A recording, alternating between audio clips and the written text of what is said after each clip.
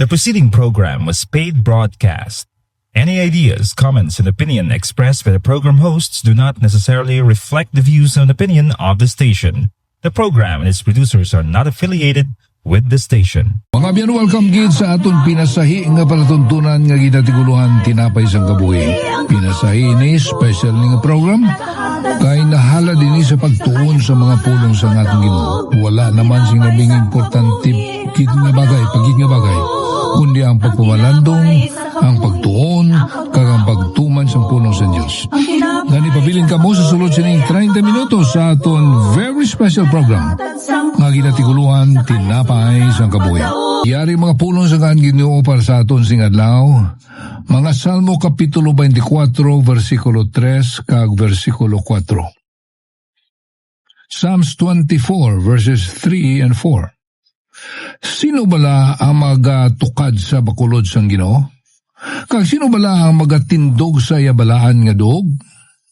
Ang may mga kamot nga matinlo, kag tagipusoon nga putli, nga wala magbayaw sang iya kalag sa kabutigan, kag wala magsumpa sing malimbungon. Okay, welcome gid kamo tanan sa aton nga broadcast. Kag sa kinandan, mag-aapamati na kita diri sa isagid ka amahanon para gid sa inyo tanan. Kadto kita na sa aton lesson diri Psalms 24. Kung nadumduman nyo ang atong gitunan diri nga Salmo ini sunod sa madamo nga mga commentator nga ginsulat ni David samtang na nagapasulod sila sa siyudad sa Jerusalem nga ginayayungan nila ang arka. Describe na akong diri sa inyo kung ano kadakoy ng arka. Gamay man lang na, about 3 feet by 2, susubra lang, no?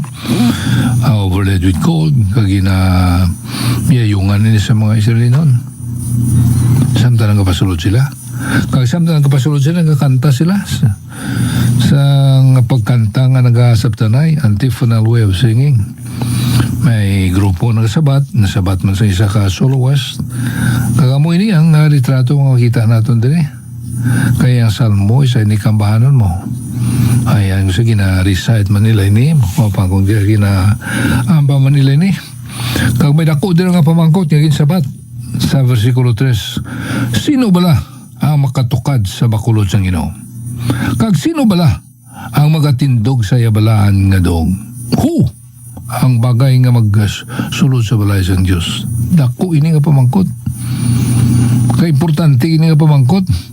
Kaya ato niya basta makasulod ng isa sambahan, huwag kita nagpinsar kung bagay takos kita magsulod dira, kung hindi basta kasulod kita, okay na.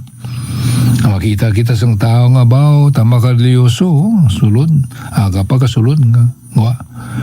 Pero kung ang imo pagsulod dira, ini makakambyo sa kabuhi mo, why sing maayong resulta sa kabuhi nimo, inatanan nga mga ritualis.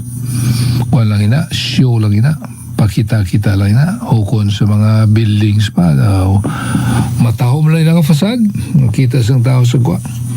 Kag sino kuno ang makasulod lamang sa balay sang Dios? Takos, amoy atong may mga matinlo sing kamot, whose hands, those who have clean hands, versikulo 3. Versikulo 4, ang may mga kamot nga no, matinlo. Ay, huwag ni ka literal sa physical nga mangugas ka nga before magsulod ka, manghabon ka na ikamot mo. O maligo ka na mangugas ka na, hindi amoy na. Hindi, it doesn't mean physically, but it means spiritually. Kamot nga matinlo. Kamot ini nga huwag nagahimo sa mga butang hindi makapamo sa Diyos. Naintindihan na nyo na. Amo na ang mga kamot nga bagay magsulod. Ano pagid? Kag may matinlo nga tagipusoon. And also those with pure heart, meaning those with godly character and with the right motive. Amoy na ang mga tao nga takus magsulod sa balay sa Diyos. Kung may dugang pa dira, no? Ano pang hinasin nila? Nga wala magbayad sang iyakalag sa kabutigan. Kag wala magsumpa sing malimbungon. Okay. Wala nagabayaw sang iya kamot sa kabutigan. sang yakalag sa kabutikan. Kag wala magsumpa sing malimbungon, swearing sa aton English version, swearing deceitfully. Nagarafa ni sa tanan lang nga klase sang deception. Paglimbong. Muna sa sugal, gina-remind kita dira nga sugal, immoral gini kahit puwerte ang limbunganay da. May mga nagatindog lang dira nga munang obra nila. Kan ginapadihutan gid nila na mga sugalan gina kung ano nga klase sugal, kung paano nga maka malimbungan nilang tao. Lakip na dira. Ha? All kinds of deception. Amo man sa baligyanay. Ha? Kiluhan mo dira, hindi gusto. Inalimbungan mong tao. O kung ano man ang ginabaligyan ni mo. Ginatago ni mo ang differences ng product ng ginabaligyan ni mo. Ang ginasugid lang ni mo munang obvious ayhan nga mga maayo nga mga butang. Gali kay. May ginatago ikaw nga hindi gusto. Limbong man na. Sa imo nga, siga tao. Ang munang ginasiling diri. Especially, ang punto gidri, especially those who are false witnesses, mga tao nga sa kurti pa wala nga nag-alsagit sa iya kamot nga sila nga ako sugid sa inyo ang kamaturan kakamatuan gid lamang ining sa kaso ni Dilima ni karon nagguat naman ining pulis nga ini nga to anay nag-alsagit ang kamot niya no nga why siya labot dira nga why sing that squad kambyo programa ara naman siya kag hindi na yung tanan tong ginsaad niya nga nagapanumpagi siya karon lain na baliskad na ang iya testimony ano ko na sinong patihan natin sina karon niya taga naman sa Senado sa opportunity siyang magambal ano pang mapatihan ni mo sa iya testimony amo pala niya mo ginimining sining swearing deceitfully. It refers to false witnesses in court. Sa korte, nga tama ka isog ka masiling nga kamaturan lang inamal ko na ngali kay kabutigan. Grabe nang sala. Deliberate na yan mo. Tuyo ginaya. O ay na kuno sing tama ka grabe nga sala ng deliberate nga pagsugid sa kabutigan. Ano ba lang mo naging balang nga butig pero nga kulukadlaw ka pa kag daw may isog ka pa magsugid nga matunang ginambalin mo kag hindi butig. Amo ini mga tao nga hindi gid qualified masulod sa balay sang Dios. Hindi gid. Sino makasulod sa balay sang Ginoo? Nga bagay magsulod ka magsimba sa iya. Ano nga klase sa mga pagsimbang inabaton sa Dios? Pagsimba sa mga tao ay matinlo sing kamot. Mga tao nga may putli sintri puson. Kay katlo diri nga way nagano? Gibasa nato ni wala nagasumpa sing malimbungon. Malimbungon. Ang issue sang buti karon grabe na gid. Nakalibog ng ulo naton. Hindi na kita malayo magpamati kay ang tanan nagasige nga hindi ko ya way ko sala way ko ya nagamuni. Nakapos na sa tao binuti karon. Pero tandaan nato ni sa adlaw sa paghukom in the day of judgment and the bar of judgment dito gid. Ikaw pagkaukman sing nagakaigo nga paghukom kung bala nagasugid di kasing matuod. Kag ginsiling sang Bible, isa sa mga tao nga hindi makasulod sa ginarian sang Dios amoy ato mga butigon. Ara gina sa bugna ni ba kapitulo 21 no? One of those who cannot enter the kingdom of God or will go to be thrown into the lake of fire are the liars. Putigon. O ay nagasugid siyang matuon. So gani mo ni makita natin sa versikulo 3 kag versikulo 4. And then we go to verses 5 and 6. Nakasabat naman diri ining grupo sa mga manukanta. Gabasla na sila. Kaya namangkot ining the other group of singers. Sino bala ang makatukad sa bakulo sa Diyos? Kagin sabat nini sa versikulo 5. Amay makamot nga matinlo. And then verse 5, kag siya man nga nagabaton sa pagpakamayo sa Dios, kag pagkamatarong gikan sa Dios ang iya kaluwasan. Amo ini ang kaliwatan sa mga nagapangita sa iya sa sang nagapangita sang nawong sang Diyos ni Jacob. So here we are, the choir again, the other group of singers. Sa battery, retrato ini sang mga katawan sang Diyos nga nagaprosesyon ini sila as they enter into Jerusalem or the city of Zion. Amo ning ilang kinakanta that God's people must be clean if they wish to worship the King and please His name. Dako ginanga-emphasis ang Ginoo dira. Ang ginaambas ni mga walambangan ni nga kinanglan ang mga katawan sang Dios matinlo. Kung luyag sila nga inapagsimba sa hari, mangin pagsimba nga kalamutan sa Ginoo. Mangin pagsimba nga mabaton sang Dios. They have to be clean. Salamat, no? Nga hindi man gali sila nga mabudlay nga maninlo kita. Kung paturon tagit nga magtinlo ang kabuhita, palapit lang kita sa Ginoo. Kung nahimo, lukod kita dira, pilo ang atong mga tuhod. Ituwa ta sa Ginoo aton pagkati takos nga mamahigko kita. Kitang lang kita tinloan. Kagatuhan naton nga yatong hamili nga dugo ni Kristo nga ginula niya sa krus ng Kalbaryo mo yato makatinlo sa aton. Because the word of God says without the shedding of blood there is no remission of sins. Kung huwag patulo sa anak sa Diyos, kung maghalas niya kabuhi para sa aton, huwag kita sing kapatawaran, huwag kita kaluwasan, kaya hindi man kita maugasan sa aton mga sala. Kay wala gid isa sa aton diri nga takus nga sa aton sila aton nga maayo nga bagay kita masulod sa Ginoo sa Dios nga maayo kita wa si maayo sa aton tanan kita gid pastor ka man pari ka man o kung sino ka man ano sa isang Biblia sa mga taga-Roma kapitulo 3 versikulo 10 for all have sinned and come short of the glory of God. Kaya ang tanan nagpakasala kang nawadaan sa himaya sa Diyos. And Romans 3:23 mabasa man nato ng kamaturan kita tanan gid. Ang pagkahigko naton grabe kung sa kapinsa kita nga gwapo na kita subakan sa Diyos kaya mo ni nagahata kita sa imol maluwan kita. Pero kamusta ang imo gid nga private life? Ha? Ang imerasyon sa imong asawa sa imong panimalay. Ang mga butang balangay hindi makita sa mga tao. Nagahimo balay ka sa mga bagay nga matinlo sa bakan sa Diyos. Hindi kita sing lagi sa aton nga takos. And we were made worthy, we were only made worthy nga mangin takos lang kita pagila sa kay Kristo Jesus. Sa ginasilila akong bala permittery that nobody is good enough.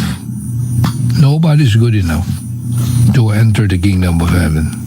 Makit ka klaro sang description sa Ginoo sa atong tanan katulad kita sang sa asling na Isaiah 64:6 Isaiah kapitulo 64 versikulo 6 all we are as filthy rags, all our righteousness are as filthy rags. Katulad ang aton pagkamatarong inakabig naton nga daw maayo sa mata sang Dios na magyapon ang kahigko. Mahigko gyapon kita. Katulad kita sang lapat nga mahigko. Kasalamat nga paagi sa kamatayon ni Kristo Jesus sa krus, mahugasan kita, kamatinluan kita sa aton mga sala. Agud mangintakos kita sa pagsulod sa balay sang Dios. So it is only when we ask for cleansing, forgiveness, it is only when we repent of our sins that we can be worthy na manginbagay kita sa pagsulod sa balay sa Diyos. So, ang mga ini makita natin din sa nagatuon kita sa nga bahin sa kasuratan sa 24. Ang mga tao sa versikulo 7 nagsabat, again, kasabtan na sila, bayawa ang imo mga ulo, verse 7, o mga gawang, kag magbayaw kamo, o mga ganhaan nga dayon, agon nga magsulod ang hari sa himaya. People were singing, and the voice from the gates, who is this King of glory? Sino ang hari sa himaya? Ang Ginoo nga makusog kagamanan. Sabat naman, nakapamangkot, kagin sabat naman nila sa isa ka grupo, Who is this King of glory? Gitsabat sang choir nga isa, the Lord strong and mighty. And another voice sa versikulo 10 naman. Nagasiling ini. 24 versikulo 10. Sino bala ang hari sa himaya? Sino bala ang hari sa himaya? Versikulo 7. Excuse me. Kag versikulo 10. The Lord of hosts, He is the King of glory. Ang Ginoo sa mga soldadusan, siya ang hari sa himaya. Kanami nga arrangements ng Psalms, no? Kung masurod nato ni nami man, may kuwadi sa piyak, dili sa piyak, mamangkot ang isa, sabton diri sa piyak. Who is the King of glory? Sa batang piyak nga kuwari, the Lord strong and mighty. And from the gates, they were all singing in an antiphonal manner. And who is the King of glory? The full choir, an orchestra. Probably, nagasabat dali. The Lord of hosts, He is the King of glory. Tiyan mo ning Diyos nga itong inasimba. The triune God, God the Father, God the Son, and the Holy Spirit. Naga padumdum ni sa aton na nungod sa aton Ginoo, anak sa Diyos nga matapos na naghalad sa iya kabuhi ito sa Krus ng Kalbaryo, nagbalik siya sa himaya, balik siya sa himay. Kaya niya nga dinalandri, nagapicture mo sa ato sa iya pagbalik liwan. Ang mga ginapaabot na doon, the second coming of Jesus Christ, of the Son of God. Sa verse 7, lift up your hands, O ye gates, the King of glory shall come in. Gani mo ni atong paglaom, our hope, the coming of Jesus Christ. Magkakari siya. The King of glory shall come in to establish His kingdom. Sa pagbalik niya, establish ni Ginoo ang iya ginarian di sa duta, kag victoriously, He will deliver Israel from the enemies, and God will establish His kingdom on earth. Katahom sa amon prophetic conference ang nagligad lang mga sinimana dito sa Gemascope. Ang amon inagdang manukambala mo si Reverend Ebi Nasita na gintunaan niya sumayo ining mga bagay. It was exciting for him to tell us about the truth na magabalik ang Ginoo.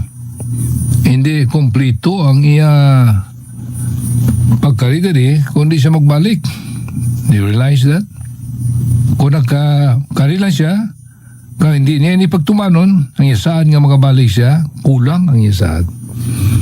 So the coming of Jesus Christ will be the climax, and that will complete sa iya plano gid sa pagkari, sa pagtubo sa aton, sa iya paghahari diri sa sulod sa 1,000 ka tuig.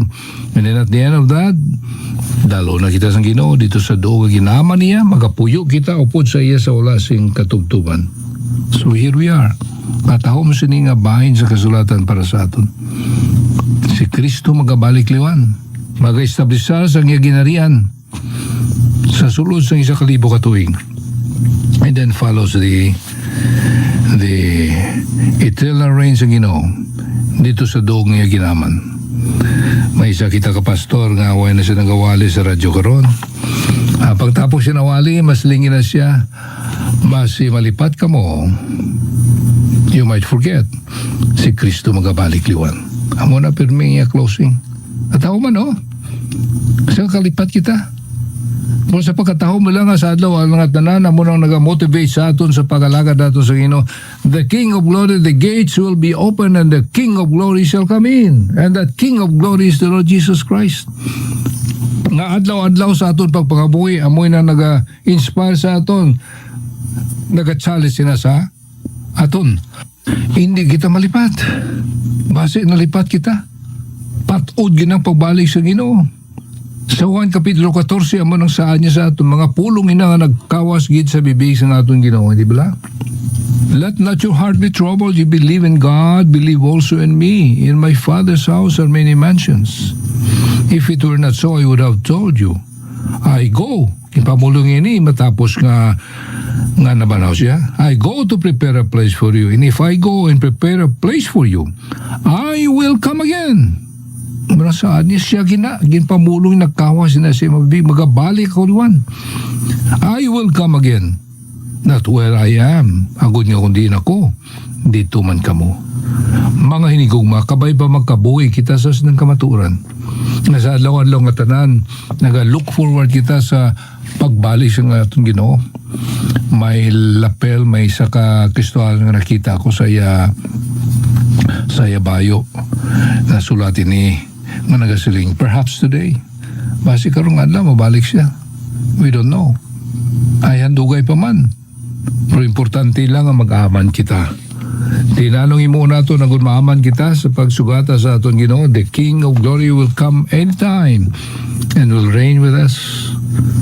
Ang ginapangayo sa Ginoo sa mga pulong amoy ni inusulan ng aton mga sala. Malapit kita sa Ginoo sa tagipusoon nga buong nga nagainulsol sa aton mga sala. Sila kita Ginoo, makasasala ko. Salamat ka nagkarikaw, ginaiguman niya mo ako, nagkarikaw sa pagtubo sa akon, gibayaran mo akon mga sala. Ako ninulsulan na ako nini, nagato ako nga, tinuan mo ko. Ang akon mga kamot, imo matinuan, ang akong tagipuson, paputlion mo Ginoo, kang manginta ko sa pagsulod sa imo ginarian. Sulod ikaw sa akong tagipuson. Ginabaton ko ikaw nga akon manluwas. Kag sugod ka rin adlaw ini imo mga pulong nga sa pagkatamis, putli nga mga pulong. Nga ginatunan ako na adlaw-adlaw diri pagyahan sa nga programa sa ibubugay ka kabuhi na ako nini. Kag pangabuhi ako Dios tong it's gid sa imo mga pulong.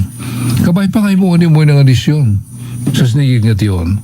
Kag mga muyo kita na hindi na imo ini pagpalikaron nga tiyon.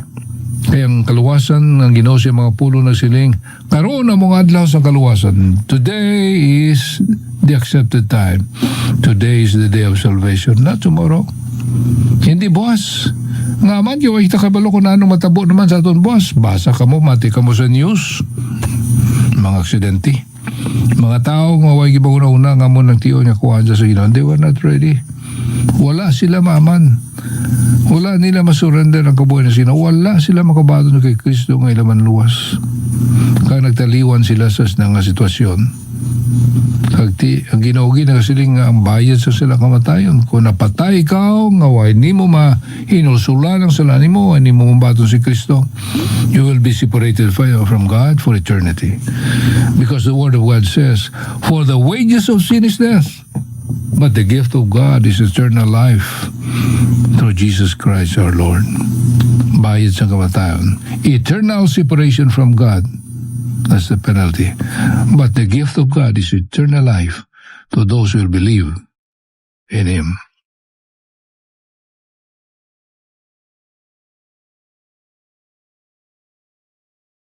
Mga biyan, dililit ako pang atong pagtuon sa Kapitulo 24. Kagbuas, doon na naman nato ng Kapitulo 25 sa mga Salmo. Ang inyong lagat, Pastor Pertal, para kinagapaalam na sa inyo, ang Ginoo magpakamayogid sa inyo daran.